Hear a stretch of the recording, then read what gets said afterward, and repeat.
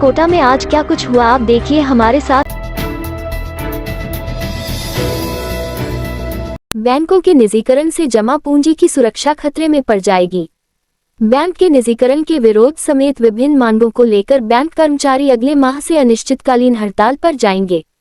All India bank employees association के महासचिव CH Venkatachalam तथा सचिव रामबाबू ने रविवार को पत्रकारों से यह बात कही।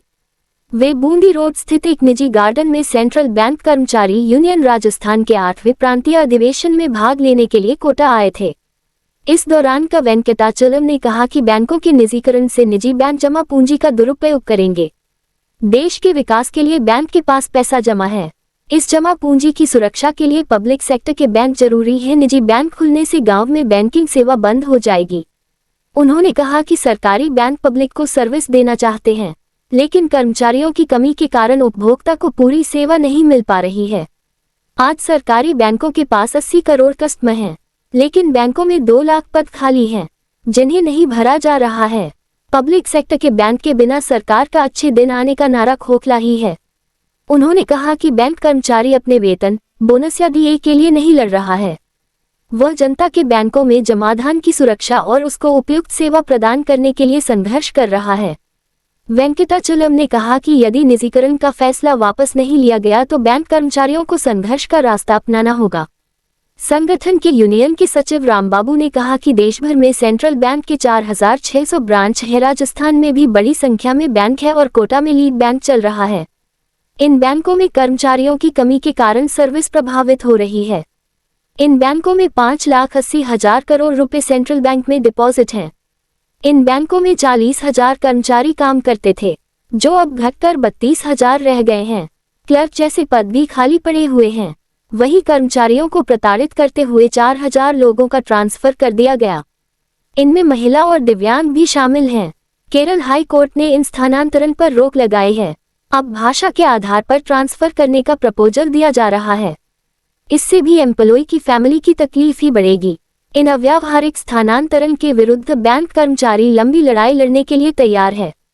उन्होंने कहा कि पहले 70% पद इंटरनल कोटे से और 30% पद रिक्रूट करके भरे जाते थे।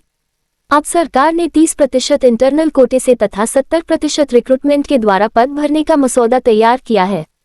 उन्होंने कहा कि विभिन्न मांगों को लेकर सरकार से बातचीत हुई है, लेकिन कोई हल नहीं निकला। दिवाली के बाद एक बार फिर अंतिम रूप से चेतावनी दी जाएगी। उसके बाद भी कोई रास्ता नहीं निकला तो संघर्ष के अलावा और कोई रास्ता नहीं बचेगा। इसके बाद बैंक कर्मचारी लंबी लड़ाई की तरफ आगे बढ़ेंगे। पहले नवंबर-दिसंबर में 2 बैंक 13 दिन तक हड़ताल करेंगे। उसके बाद अनिश्चितकालीन हड़ताल प्रारंभ कर दी जाएगी।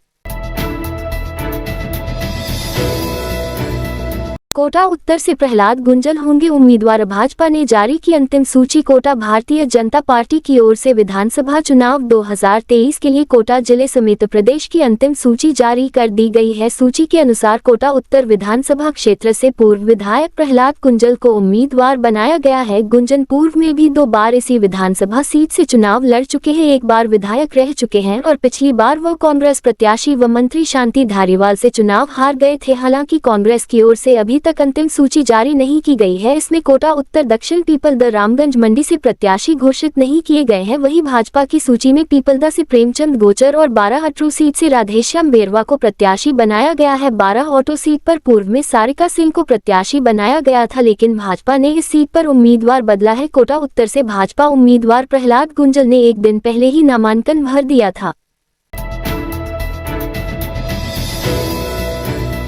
त्योहारी सीजन पर सानबोद, लक्ष्मीपुरा, देवली मांझी, गंदीफली, कैथून में 1 दर्जन से अधिक दुकानों पर निरीक्षण करते हुए मिठाई, मावा, मसाला, तेल, घी के 31 नमूने लिए।